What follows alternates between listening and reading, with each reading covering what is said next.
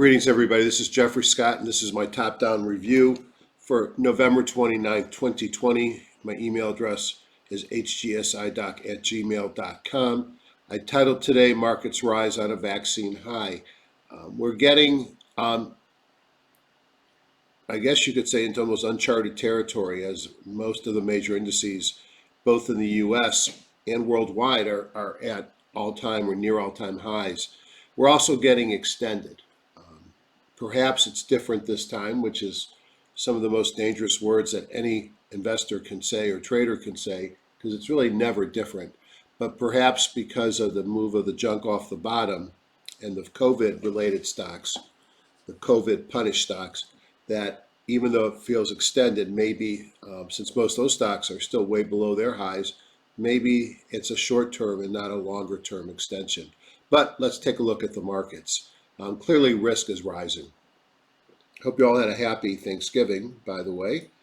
Been quite quiet here in the Scott house as we advised our children not to join us, as I know many others did because of the risk. This is for educational purposes only. Any recommendations are in the spirit of education, not investment advice. I'm a doctor, not a broker. I'm independent. I use all the tools that I show you in my daily trading, and I paid for all those tools.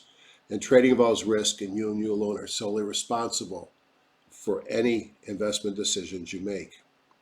Not going to spend much time on this, but this is some of the folks that I've learned from, the ones that don't have names on them. This is Ian Woodward. Ian really is the person that taught me how to make money, may rest in peace. And Ron Brown was his partner. I am based in a Cancelim type of a background, and then improved by most of the people you've seen here, including Sagar from Superior Profit and my buddy George Lee. And I use John Person stuff every day when I trade. Speaking of every day, if you came to my house, you'd see too many monitors. I'm actually going to cut back on some of them. I'm always running TradeStation when it's not kicking me out. And I usually have John Person stuff on it and Sagar's and Dr. K's. Thinkorswim, again with specific indicators and strategies. I do most of my analysis with HGSI, although more and more I'm using Q as well. EdgeRater is a great tool for automating some of my analysis. I'm never paid by any vendor when you buy something that I suggest or use. Any affiliate fee offered to me is passed to the purchaser as a discount, and thus I am an unpaid volunteer. This is just education. And despite what some of the companies that are now giving me a hard time might say, I have no interest in doing anything that would be considered a professional. Here's the website for HGSI. I have no financial interest or voting or anything. They're good people, and it's a great product. You get free 30-day trial, and you can sign up without a credit card, and under investing strategies, you'll see many movies by myself, Ron Brown, and others. Stock patterns are cyclical. You know, a couple weeks ago, I was talking about how the small caps felt like they were starting up and the large cap tech were starting down. Things seem to come together this week, and although not every day looked the same, the market was led by those small caps and those big cap tech. Now, the question becomes, are we still up here in a stage 3, and have we just had a little nub and higher? And are we likely to roll over in the next few weeks? Or are we starting something new? Markets don't go straight up. I think corrections happen. I think we will have a correction. Is it going to be Monday? Could be, but I doubt it. I think that we're getting extended enough that I think we're still up here, that we took a little leap higher. That could certainly go on much more, but we're not at a period of time that we're without risk. I don't know if we're ever without risk. And the things to know about the stocks that I suggest and I trade, they go up like rockets, as Ian used to say, but they fall like rocks. So I am not behaving if I think we're sitting up here. Again, it felt like we took a leg up, so that meant buying stocks and calls, selling puts, and I've done that. I still have some cash left on the side, and I've only protected with puts my Amazon. The reason why I protected is simple. I use portfolio margin at TD Ameritrade.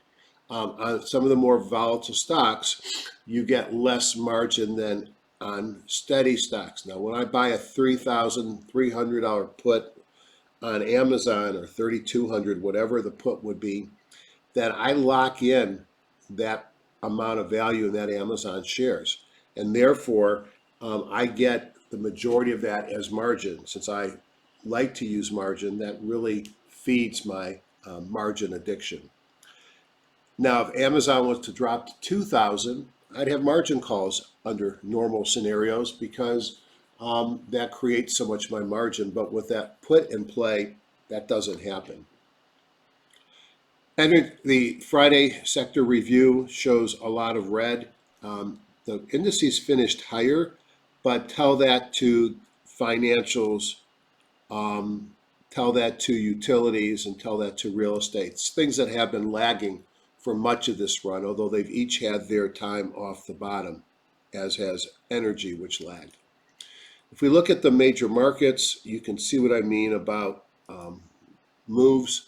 First thing is, if you look at the little blue John Person buy sell, and you look at the E-mini futures, the NASDAQ futures, the Russell futures, and the Dow futures on the daily charts, everything is in a buy. What's not in a buy? The VIX, which has come down some more, and the US dollar, which is coming down. If you look at these little bubbles, you'll notice that on each of the major indices, on the Dow and on the Russell futures, and this is a daily chart. Let me make sure it's not a weekly chart. No, this is a weekly. Let me change to the daily. It won't look that much different, although I want my comments to be valid. Okay. So on the daily charts, you could see the bubbles on the E-minis were in the last week or so. The bubble, which is the high of the year on the Dow, or the all-time high of the year, which was the all-time high on the Russell, occurred on Thursday or Friday as well. And all the weeklies are at a buy signal, and the daily on the VIX and the daily on the dollar are in a sell signal. So when you see the bubbles in the upper right-hand corner, that tells you you're near the annual high. And we know that for all of these, where those bubbles represent all-time highs. Now, the NASDAQ, interestingly, is a laggard, although it's had a great move off the bottom, as it has not retaken its high of September 3rd. Maybe it will do that this week. You know, you've got a lot of chopping around here, but you have chop with an overall uptrend, except for the VIX and the dollar. All right, so the indices, the futures look pretty strong, in my opinion. If I look at the weeklies, again, you could see how strong of a weekly bar we had. Now, from time to time, I watch some Don Kaufman at Theo Trade and looking at expected moves. And we've had very outside moves. When the expected moves are higher than the market anticipated, that's not something that persists for a long time. So that's something perhaps that tells you a little bit of a warning. But I'm not sure how healthy, because we'll show you extension, but these markets are certainly strong. At least in the rearview mirror, we're very healthy. Now, the rates seem to be rising in a channel, a little nibble up on the 10-year, a little bit more of a nibble up on the 30-year. And we have come off our bottoms. We're still well below points where rates become a problem. Now, the AD lines, whether I look at the IWM and the Russell 2000 AD line, the IWB, which is the Russell 1000 and its AD line, are at all-time highs. You have no divergences here. That's a very bullish setup. If I look at the NYSE AD, all-time high, pulling all the ETFs up with us. The one thing that's turned down, without surprise, considering that the interest rates turned up, was the TLT, the 30-year Treasuries, or the TLT, the ETF bond. Or said correctly, the bond ETFs. Let me grab a quick drink of water here. Now, as I've said before, the market is extended and overbought, but I'm going to wait to see sell signals before I go out and sell the market. Here's some proof of the overbought. Stocks above the 200-day SMA, and I went back years. These are not months. These are years. And you could see it does get higher when you get back, 3 or 4 years ago. You can find it higher, but we are getting to the peak land the stocks above the 200-day. And these two pieces here, like goalposts in a football game, I think those represented two of the major highs in the market in the past. So it'll be interesting to see if we can get that far extended. And you could see the same thing on the stocks above the 40. 3-month new high, new low actually turned down a tad this week. So we're near extension levels where we expect turnarounds, but we're not there. So can we go higher? Yes, we can. Daily McClellan, new highs here, not new highs on the oscillator. Summation index, no extremes, no zero line rejects. I do think we're seeing some divergences on both the daily and the weekly, so that's something to watch. Current buckets. Take the stocks in the S&P 1500 and ask on the right how many are above the midline of their Bollinger Bands, and you can see that's 88%. That's bullish, yet very few stocks are above the bands. This actually came off some of its extension, so not giving me a signal here. The Hindenburg Omen, this is a sort of an old wives' tale or legend, but to me it's a pretty accurate one in that you don't see major sell-offs without evidence of a Hindenburg omen, at least over the last 50 to 100 years.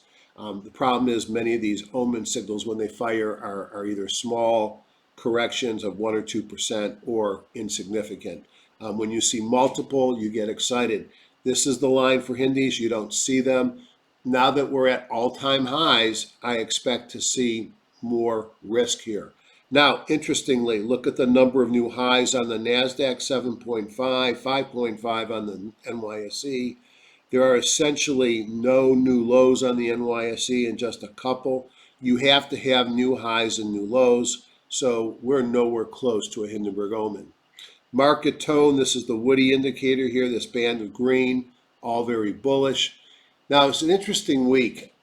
Typically, I'll tell you, eliminate the 3 in the beginning and eliminate the 3 data points at the end. And you kind of, again, have like almost a bowl here. But you look at this and everything here is about 5% up. It was a super strong week. Earnings per share rank, the highest earning per share rank underperformed the lowest earnings per share rank, which means some of these COVID impacted stocks that have lost money and whose earnings have gone down actually did well this week. And stocks with a relative strength, so those that have been recently doing well, also outperformed.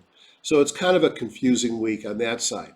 If I look at the group performance analysis in HGSI, and this is fundamentals and data that I chose a week ago, and then I looked forward how the markets did with each of these decisions over the last week. So the S&P 500 was up 2.27%.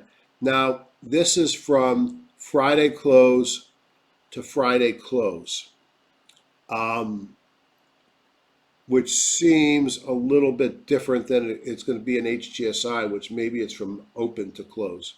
So 2.27 on the S&P.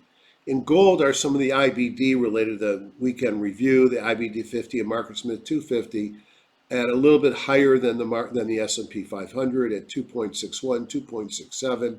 In green are the ones that I looked at my holdings on last Sunday before I may have bought additional stocks, were up 3.43.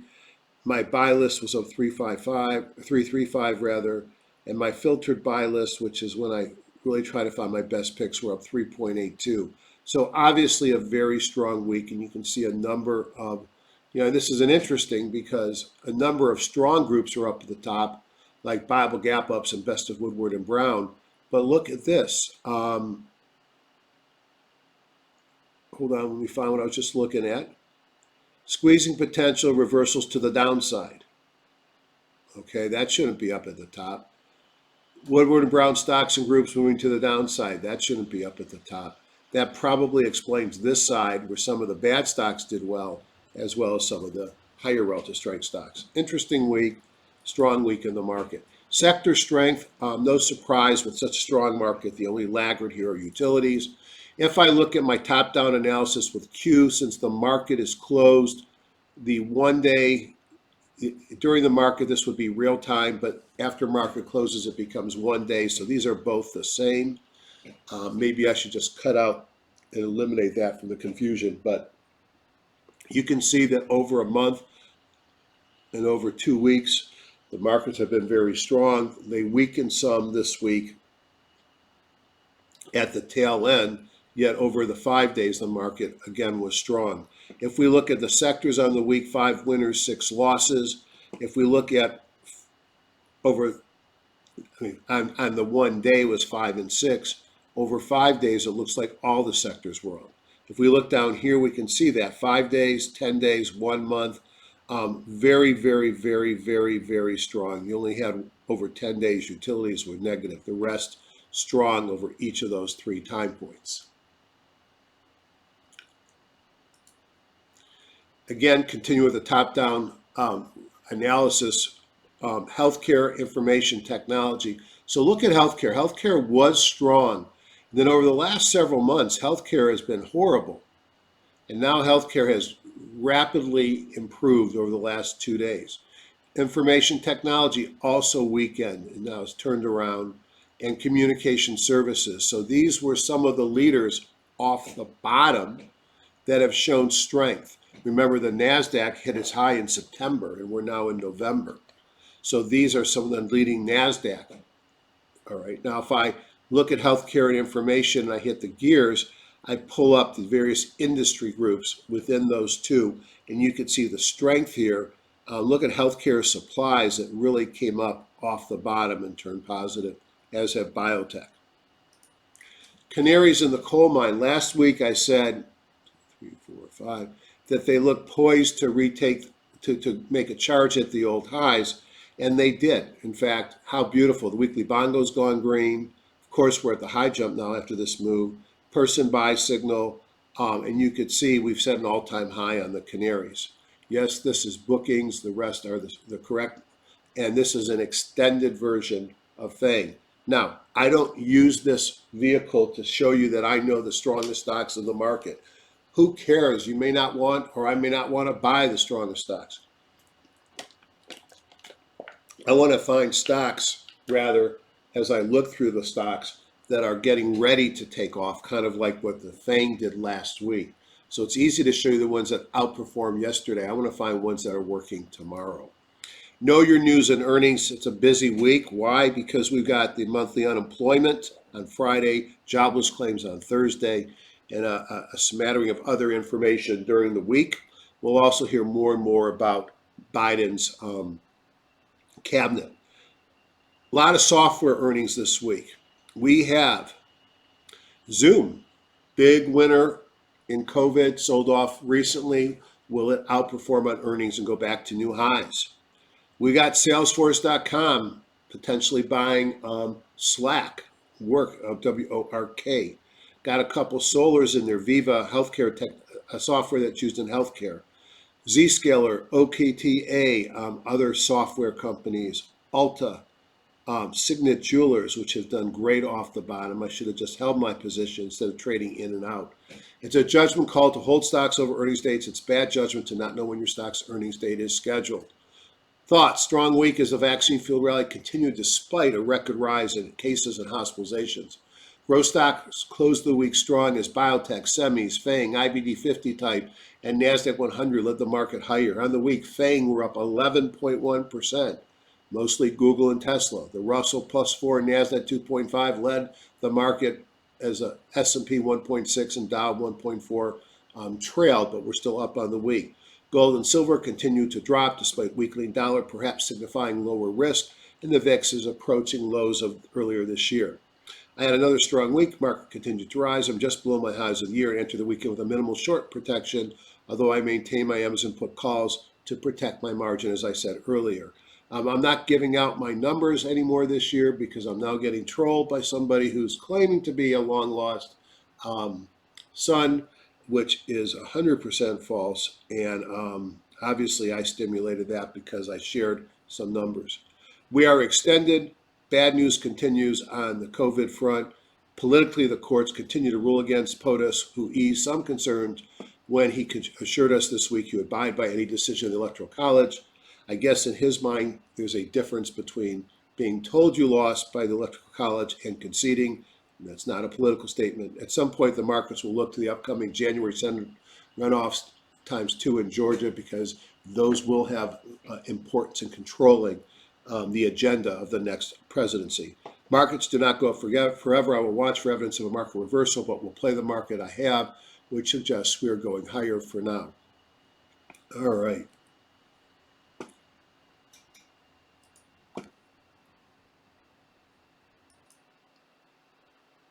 Okay, let's take a look in TradeStation at some of my favorite indexes and looking at those 5 or 6 points that I look at every day. Start with the E-mini. Point number 1, am I in a buy or a sell? I'm in a daily, in a weekly, and a monthly buy. That's good. What's the color of my paint bar? Green is bullish. I could be long or holding. Red is bearish. I could be short or holding. And blue is neutral. I can do whatever I want. These are Alexander Elder impulse indicators. We're blue on the daily, green on the weekly, green on the monthly. That's pretty good. Number 3, what's my location? I'm up at the top of the Elder auto envelope. Now, in some envelopes, that would signify to me that we're going to come down. It turns out that the markets don't like to live above the envelopes, but they can run up or along the bottom of the envelope for some period of time. So that's kind of, we're extended here, but not to a point that requires a reversal. These red dots represent evidence of a MACD divergence, which is not present currently. You can see the red dots are here on the weekly, so that's a little concerning. What else can I look at? I can come down here and see that my high jump is at 80.67, so that's not really bothersome, and my weekly bongo is green. So I look at the E-minis and I say, hold to long. Let's look at the Dow futures. They look about the same, and 80.53. Let's look at the Russell futures. Probably the most extended, as they are above the bands and they have that red dot. So these probably are more likely to come back in, and they're at 94.78. So these would be the ones I'd expect to underperform, although it's hard to get in front of a freight train. And then the NASDAQ is at 57.59, bothersome with the red dots, but well within the envelope. So I look here, and except for the Russell being extended at the top of its range, the market doesn't say it has to fall at this point. Certainly could, but it's not at such an extreme that it's inevitable. The thing about the dollar, its high jump bar is basically minus 60, so it's pretty low, and it's the opposite of the indices in that it's red and a sell signal in all 3 time frames. And the VIX, somewhere I'll have the VIX, if not I can. Probably right in front of my face, it always is. Here's the VXX, and you can see the VXX is blue. It's sitting at minus 92, so at a place that probably getting closer to a potential reversal zone. All right, so I like to open up HGSI, and this is in 4K, and if it's blurry, there's a couple things you could do. One is you could just download it from my site. So when you see on YouTube, if you go hit the remarks, I think you could actually, there'll be a link to do a download. The other thing is make sure you're not, well, let me show you. Well, make sure that you've hit the gear in the lower right-hand corner and you're not watching it in a low resolution. So let's go into Ron Brown's market analysis groups, Major Markets Plus, which I've added things to it. I have added a couple of things. I added the 50 ETF, the breakout ETF, which I might remove because I'm not sure what to do with that one, and the FANGs. I like to look at a top-down view, which is predominantly price and volume. And what do I see when I rank it by combo?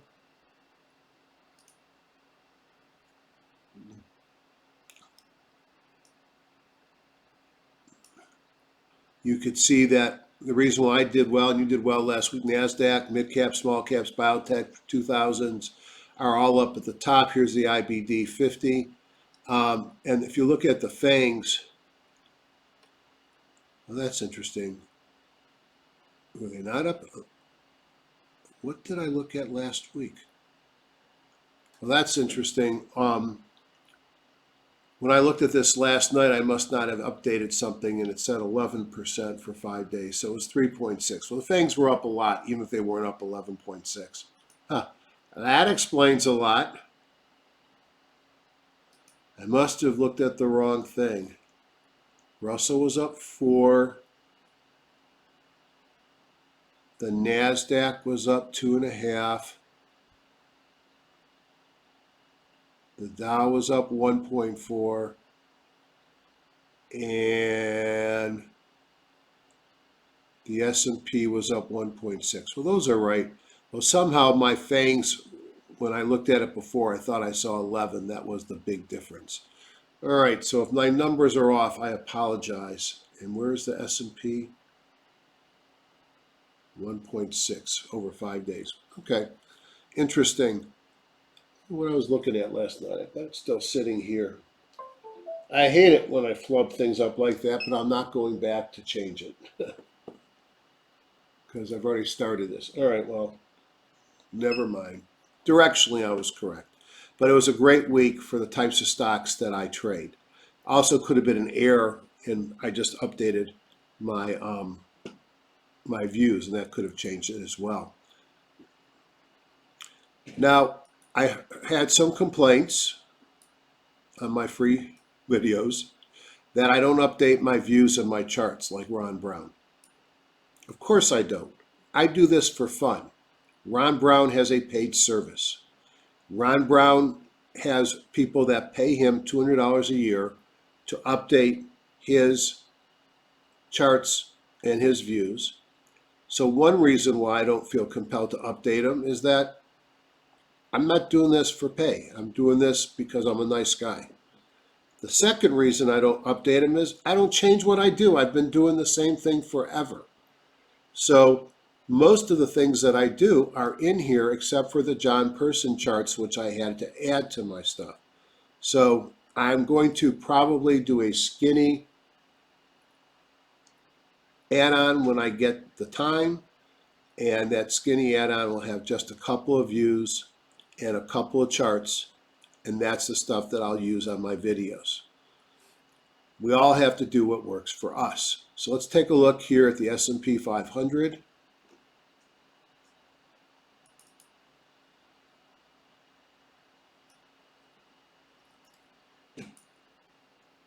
And oh, by the way, I try and support Ron Brown as well, and I subscribe to his, and I do like to play around with. But if I incorporate something into my daily routine, you're going to know about it because you're going to notice that the changes here as well. Okay. So if you look at the S&P 500 and you look at it over the past year or so, we are up near, if not at all-time highs. I think we may have said it earlier, and I think we had a new closing high. On Friday, we closed at 36.38.35.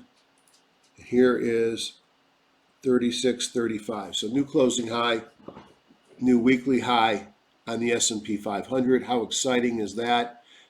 We're getting extended, but we're not maxed out yet. Green weekly and daily bongos, no Hindenburg omen. What can you say except we're at all-time highs in a nice uptrend? When you're in all-time highs, you can go higher, you can go sideways, or you can fall. I think that the momentum is to go higher, but we are extended.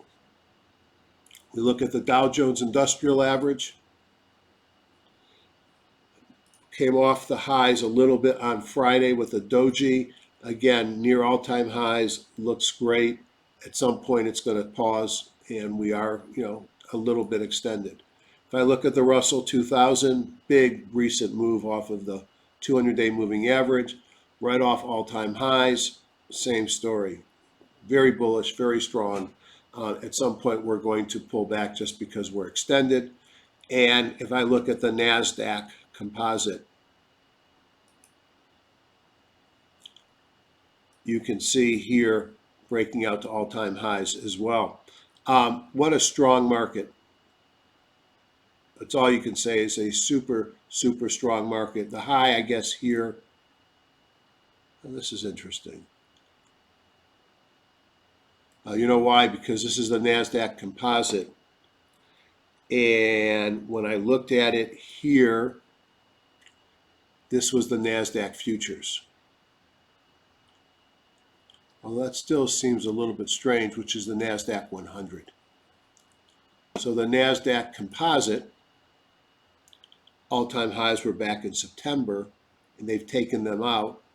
And if I look at the NASDAQ 100, yeah, that's weird.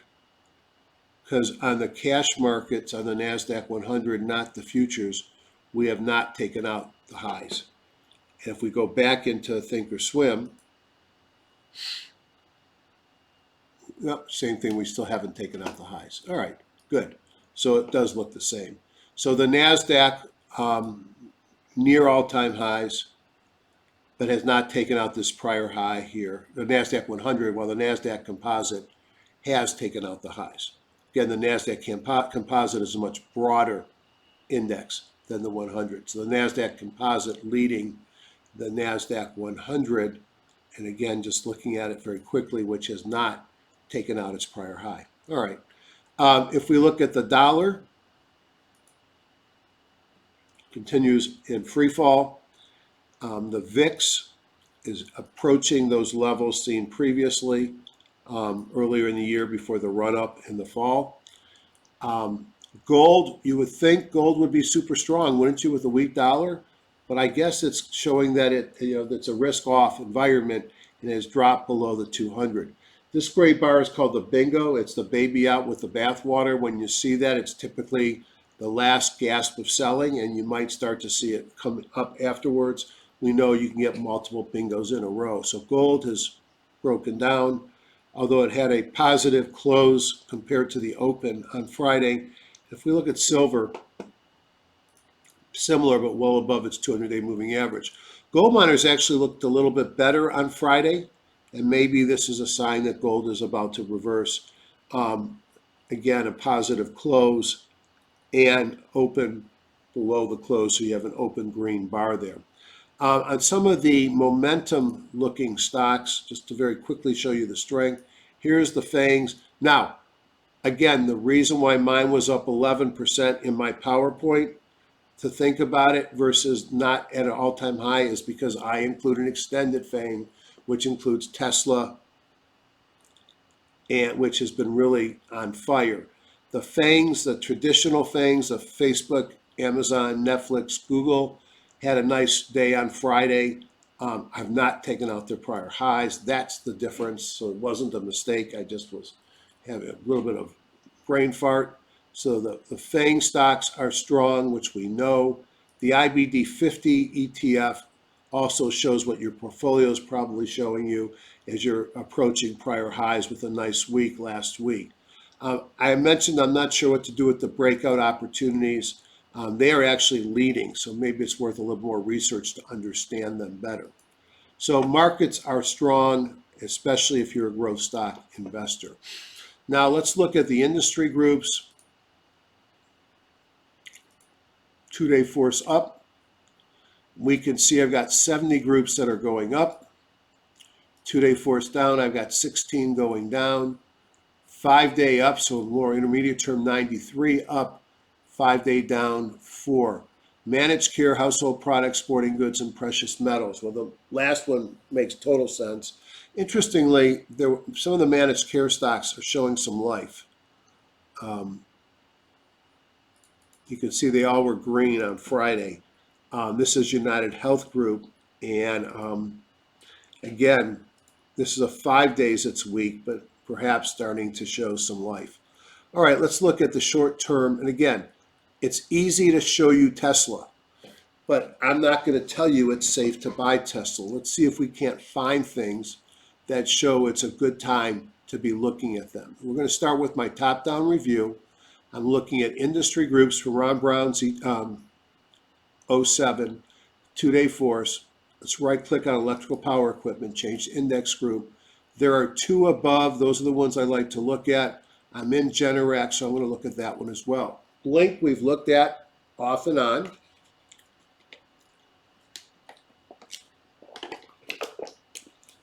And Blink, as you can see, has had a super nice run. It's pulled back perhaps in a flag, and maybe it's going to break out again. It does not make money. It's had a lot of negative things said in the press about it. On Friday, it had 12 million, 13 million shares. It's got a lot of demand. It makes charging stations, as I understand, and has had a big move up from a stock that was about $3 up to 28. I don't chase those, so I'm not going to say anything more. China Recycling Energy, C-Reg, environmental friendly waste energy technologies. Everything that's got to do with EVs or electrical power or green energy have been strong. Some of it probably makes sense with the Biden regime coming in and a more green approach. Some of these things are major laggards and are just now coming up. This has no revenue. I wouldn't touch this thing. Now, I did give you Generac when it was 100 and it's now 224. And the reason why I wanted to bring it up is it looks like it's setting up to run again. I'd wait for it to take out the chandelier stop here in red before I touch it. But this is what you want. I want to find stocks that are down here. And actually, this is when I gave it to you. And I want to buy it when it breaks out. And I want to be able to hold it for a long period of time. That's what I'm looking for. Electrical components, DPW Holdings, ditto what I said about Blink.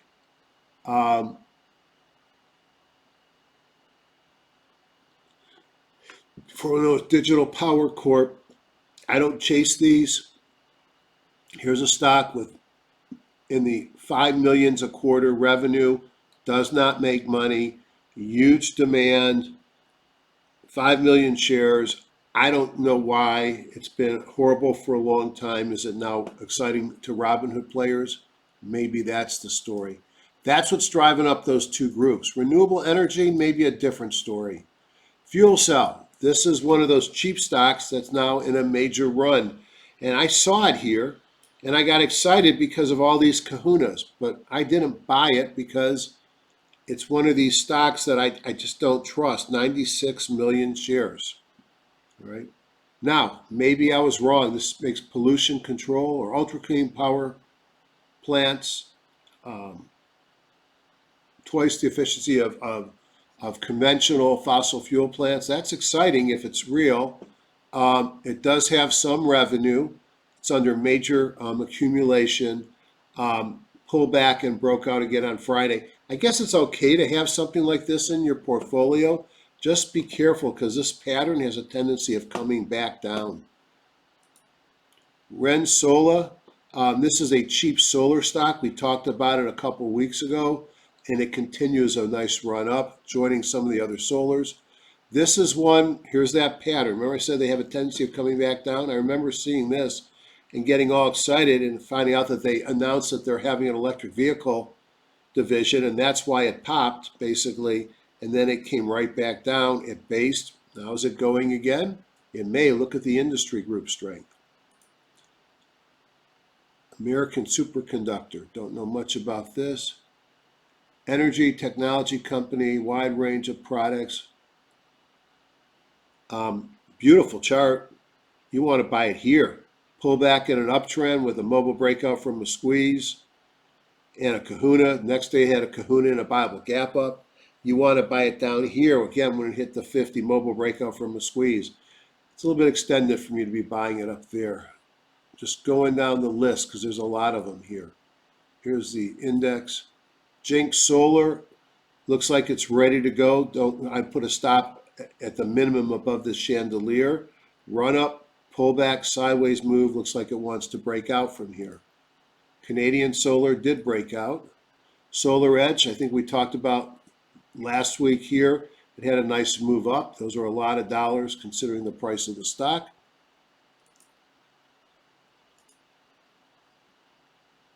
I think that's enough of the solar stocks. Investment companies, there's probably a lot of SPACs, which I don't know what to do. I'm not going to comment much on these. I'm all about the pattern.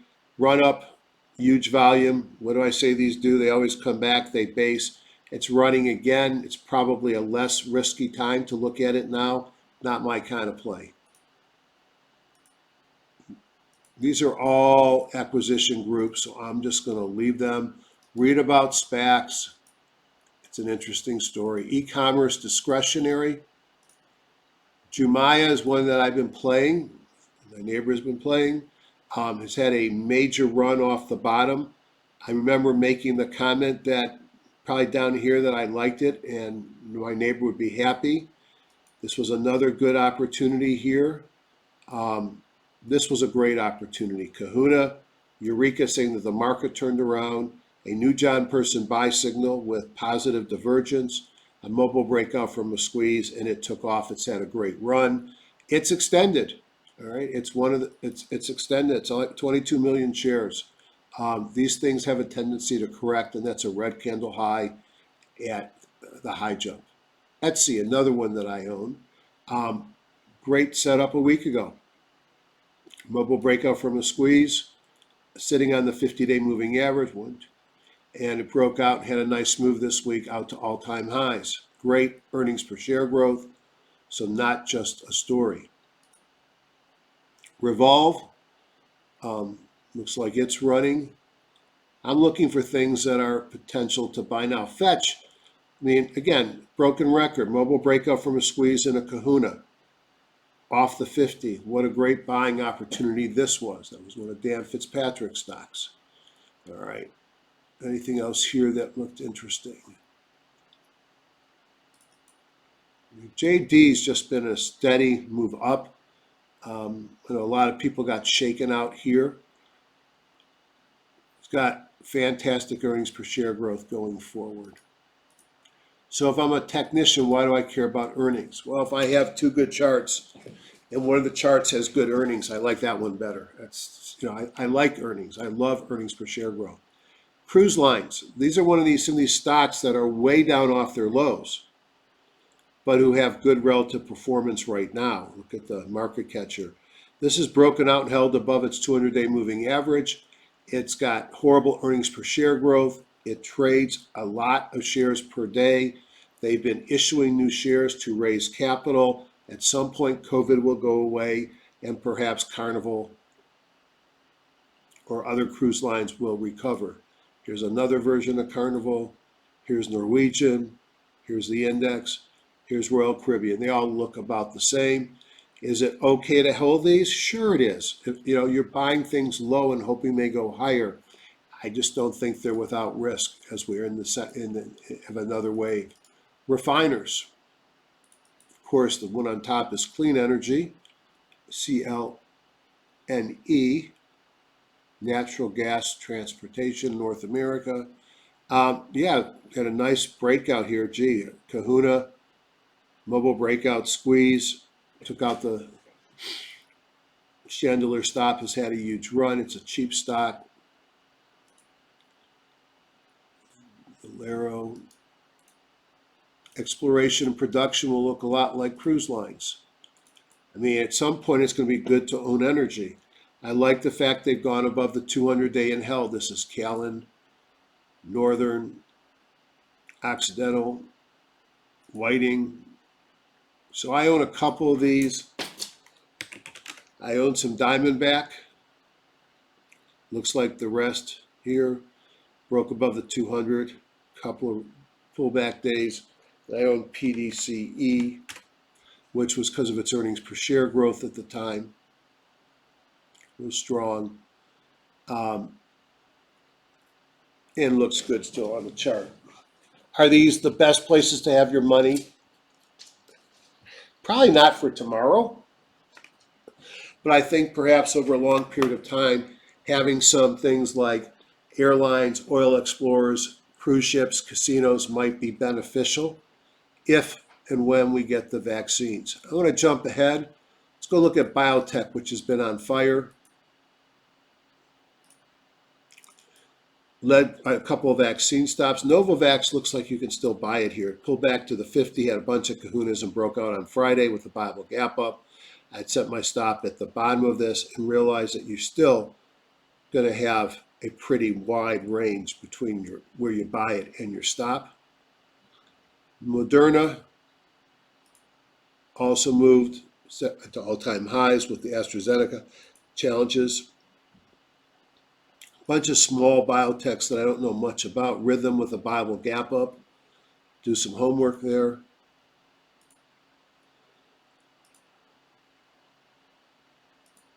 A number of these didn't make my list. So, and then let's just look at the airlines real quick as another one of these groups off the bottoms, and the casinos. Again, am I pushing you to buy airlines? Absolutely not. But just like the oil exploration production, at some point you'll be buying stocks that were past leaders on the cheap, and maybe they come back, like American Airlines, which has broken above the 200-day moving average, has come down a lot, and probably not going out of business. I wish the 200-day moving average would stop falling and start to plateau at whatever level. And I've also made some money of late in casinos. And the same story. At some point, you expect them to open up. Here's Caesars. Again, you want to buy them pullbacks to the 50 with momentum. So that was my buy watch. I didn't find a lot of stocks that were compelling shorts. Not surprising with the strength of the market. That was my top-down view. Let's just take a look at my total buy watch list and see if there's anything I want to point out to you.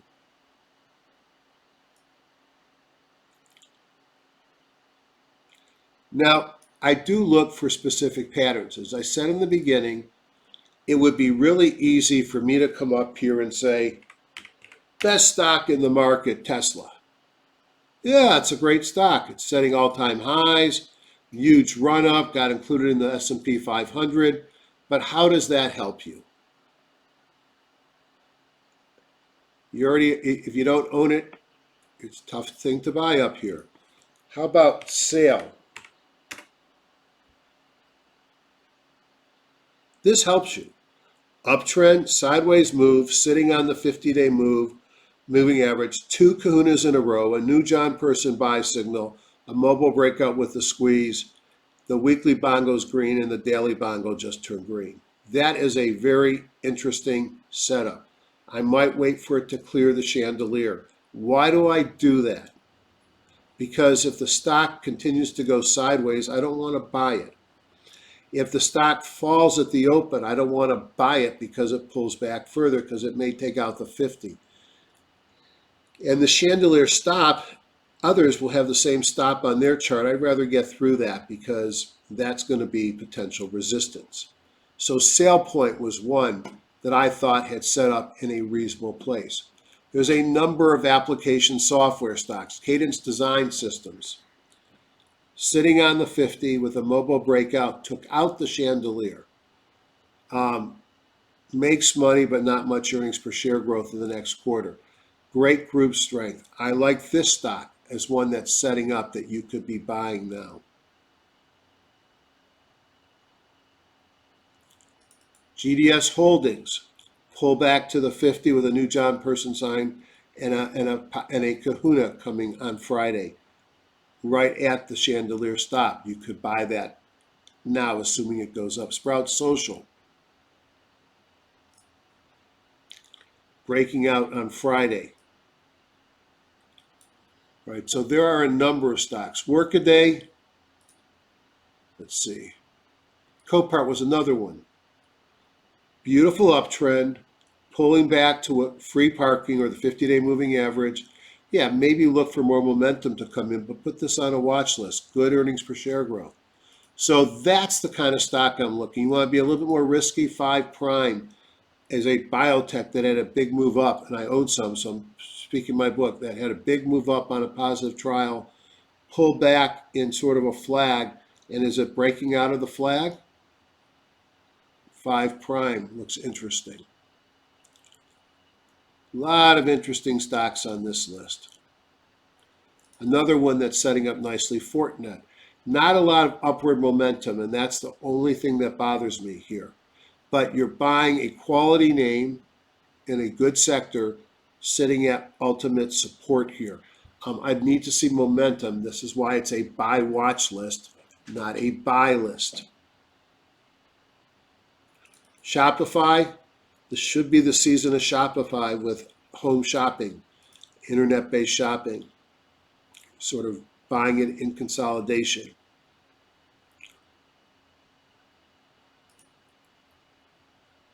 And then it's interesting, I do my analysis, and I happened to watch last night Sagar's video, and he talked about Altimmune as well.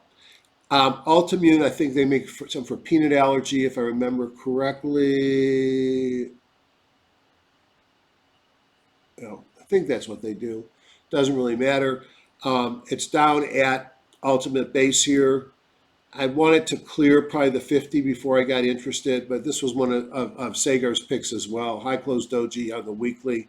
It looks like it might be done going down. So I'm going to leave this list up here. If you want to pause it, you can see what I have here. I recognize it's sometimes tough to read, so let me, the risk of screwing things up, let me just change this one thing for 1 second. I want to hit, oops, I push it up. Let me close this thing up. That's what I want. Display settings. Let me just, for a few seconds, take this up to 250.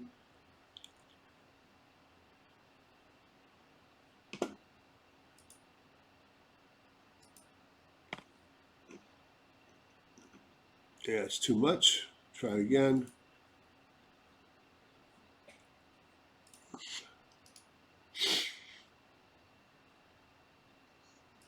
All right, I'll just leave this up for a couple seconds. These are the stocks that I found to be interesting. Now, after a second, I'm going to switch back the resolution and show you how I use this. Excuse me.